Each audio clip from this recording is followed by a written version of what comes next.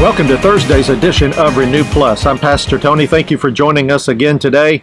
We're in week number 1 of our new series called The New You, all part of the Navigating the New course. And if you haven't been with us all week, I would strongly encourage you to go back and listen to the other 3 days prior to this first, before you view this one, because we're now kind of in the middle of this one, and we've laid some foundation already through the first 3 days that are going to really help us and open up our understanding to the new creation, the new birth, the new you that God has created for every one of us to live in. Now, without any further ado, let's go back over to the Gospel of John, chapter 3. John, chapter 3, and we just got through the first 3 verses of this, so let's pick it up with verse number 1 once again, John chapter 3. It says, "There was a man of the Pharisees named Nicodemus, a ruler of the Jews. This man came to Jesus by night and said to him, 'Rabbi, we know that you are a teacher come from God, for no one can do these signs that you do unless God is with him.'" And we've already talked about this, but Nicodemus came to Jesus by night inquiring of him. And the reason that Nicodemus came to Jesus is because Jesus was teaching some things that really didn't line up with the way the Pharisees believed and what they taught. Now, what were they teaching primarily? That salvation is more man-centered, man-originated, than God-centered and God-originated. And of course, that's always going to lead to error. And again, yesterday I pointed this out. I just want to re-emphasize this, that major truth and major error can be found in your perspective of how you are saved, how a person receives salvation from God, how we are redeemed. Now, if you are looking at it like the Pharisees, as a work from God, or a work from man to God, and God is responding to our works outwardly, our external works, our behavior modification under the law, keeping the law in order to save us and reward us with salvation, that is incorrect. That is what we call works. And we are not saved by works, but by grace. What is grace? Grace means salvation is God originated and flows from God to man, and then flows from the inside out. In other words, God does something on the inside of us in our spirit, and then works outward through the soul, the renewed mind, and into our physical body where it bears fruit. And see, that's the original way God created man to begin with, as we looked at earlier in this week. That God created a man's spirit first and then put him in a physical body. Spiritual death occurred the same way. It occurred in the spirit of Adam and Eve first, and then eventually affected his physical body over a period of time. Well, that's the way salvation also works. God recreates us, or causes us to be born again, does something in our spirit, and he had to create something new. He couldn't just fix and rehabilitate the old guy. He was beyond rehabilitation. He was beyond repair. So God had to create a new spirit on the inside of us. And then, of course, over a period of time, that works outward. That is the correct perspective and perception of salvation and redemption. And when we begin to look at things like that, things begin to make sense. And we stay out of major error. That doesn't mean that everything in our belief system is going to be right, but the major things are going to be right, okay? But if you're looking at this thing completely backwards like the Pharisees, that you can do good works and save yourself, rehabilitate yourself, and basically make yourself righteous on the inside, and then God will, reward you by letting you come into heaven someday. St. Peter at the gate, which is ridiculous. I know there's a bunch of jokes about that. But that's not how this view is at all, okay? And so Nicodemus came to Jesus because he wasn't of their camp, and he was teaching things that really were opposed to and contrary to what they believed and what they taught as that religious sect called the Pharisees. But they couldn't get around and argue with the results of Jesus' ministry. They couldn't argue with the signs and the wonders and the miracles that he was doing everywhere. And so he came to him and he said, "Teacher, you must be a teacher from God." because you couldn't do those signs that you do unless God was doing that through you. And so Jesus responded in verse number 3 and answered and said, most assuredly I say to you, unless one is born again, he cannot see the kingdom of God. Now this is a whole different concept for the religious people, the Pharisees and Nicodemus. Jesus just unloaded something on them, a new concept that they had never heard before. They knew about the law, they knew about keeping the law, they knew and related to God as being the judge. But then when Jesus said this, he said, most assuredly I say to you, unless one, an individual is born again. That word born again can also be translated born from above. Born from above.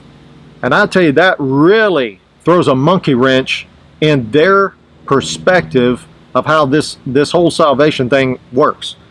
He said, unless one is born again or born from above, he cannot see the kingdom of God. Well, you know, this also tells us right here, when he says see the kingdom of God, we could also include the idea of living in and living out of the kingdom of God, and also having the manifestation of the kingdom in our life. Now, the kingdom of God is an unseen kingdom. That doesn't mean it's unreal. It just means it's unseen. In other words, like God, it is a spiritual kingdom. That doesn't mean it's a magic kingdom or a fantasy world kingdom. It just means it originates in the spiritual realm. Now, we need to understand this, that the spiritual realm is above the natural physical realm. Now, how can we come to that conclusion right there? Because the physical natural realm was created out of God himself, the creator, who is a spirit being. It was created from something that we do not see, a spiritual substance. See, if we're naturally minded, physical nature minded, like the Pharisees were, we're going to miss the whole ball game right here. We're going to miss this whole thing, because really we all came from a spiritual realm. We originated. Everything that you see around you was originated and came from the spiritual realm. Now, we were cut off from that spiritual realm, and in the original sin in the fall of man, and over a period of time, man lost his concept and ability to be able to recognize and relate to the unseen spiritual realm. He just became a natural being. He just became a physical being. And that's where it devolved in over a period of time. A lot of people say, well, do you believe in evolution? No, I believe in de-evolution. That once that we were created in God's likeness and image, connected to God, connected to his kingdom originally, but after sin, we fell down to the natural physical realm. And you just leave man in that condition long enough, and he'll just become like an animal out there. He'll just become a physical, natural being, completely unlike what God originally created man to be. But notice right here, this also tells us, Jesus is also telling us right here, he's telling us unless one is born again, he cannot see the kingdom of God. But listen, once we are born again, he's saying this by reference, by inference right here, once we are born again or born from above, then we can see the kingdom of God. We can recognize the spiritual kingdom of God. We can live in and out of the kingdom of God. We can once again come back up to that place that God originally intended for us to live and walk in and live out of, connected to the kingdom of God, in fellowship with God, in relationship with God, and also receiving the supply of the Spirit to meet every need. Now, that's what Jesus was demonstrating. Those signs and wonders that Nicodemus was talking about, those miracles that Jesus did, they all came because Jesus had a direct connection with the kingdom of God, and he was demonstrating how all of us should and could live as born again, born from above believers. See, that's the good news. That's the things that he's bringing out right here. And of course, verse 4, Nicodemus being naturally minded, not spiritually minded, not understanding the spiritual kingdom of God, made this response to what Jesus just said. Nicodemus said to him, "How can a man be born when he is old? Can he enter a second time into his mother's womb and be born?" Now, I don't know whether he was being sarcastic or he was just asking a dumb question, but I think probably it was a little bit of both, all right? I think he was being sarcastic with Jesus, but I think he was also he was just displaying his dumbness, his ignorance to the spiritual things that Jesus was trying to relate to him. You know, again, this is where man came to. He fell down to this place of understanding. He became more natural, physically minded, and he lost his ability to understand spiritual things, understand God, understand the heart of God, understood what God was all about, and understand the kingdom of God and relate to it. And so he said, can a man be born when he is old? Does he have to, a second time, crawl up into his mother's womb and be born again? Now, again, notice that he's not only naturally, physically minded by that statement, he's also man-centered and man-originated minded. In other words, he says, all right, does that mean that I have to go back up in my mother's womb and be born a second time? Well, that's physically impossible, okay? And we won't get into all that, but you understand right here, he's actually asking Jesus, or saying to Jesus, you mean I have to do this? No, that's not what the new birth is. The new birth is not what you do to be born again. The new birth is what God does inside of you in your spirit to cause you to be born again, or born a second time, or born from above. Now, Jesus answered, verse number 5, most assuredly. This is the second time Jesus uses that phrase, most assuredly, in his many statements. Now, why is he using that statement? Because he wants him to know that he's not talking code language here. He said, most assuredly. In other words, the way you're thinking, the way you're reasoning right now, naturally, you're going to misunderstand some things I'm saying unless you just let it be come to you in base form, and that you understand that I'm not speaking, sideways. I'm not speaking code language. You don't have to have a decoder ring to understand what I'm talking about. He said, most assuredly, I say to you, unless one is born of water and the Spirit, he cannot enter the kingdom of God. Now, again, he is unloading some things on him. You could just see Nicodemus' mind being blown right here. Man, he is tilting. He just cannot compute what Jesus is telling him right here. Now, Jesus is giving him some further information about what it means to be born again or born from above. He says, unless one is born of water and of the Spirit, he cannot enter the kingdom of God. So, first of all, he said, unless you're born again or born from above, you can't see, recognize, know the kingdom of God. Second of all, he says you can't enter it. In other words, you can't enter it, you're not going to see it, not going to recognize it, you're not going to live in and out of it, you're not going to receive from it, and you're not going to do the signs and the wonders that Jesus did that Nicodemus was inquiring about. He's telling him, he's actually answering his question in a roundabout way. Now, what does it mean? What did Jesus mean right here when he says one is born of water? Unless you are born of water and of the Spirit, you cannot enter the kingdom of God. Well, let's go into verse 6, and he kind of relates that. He gives us some further understanding.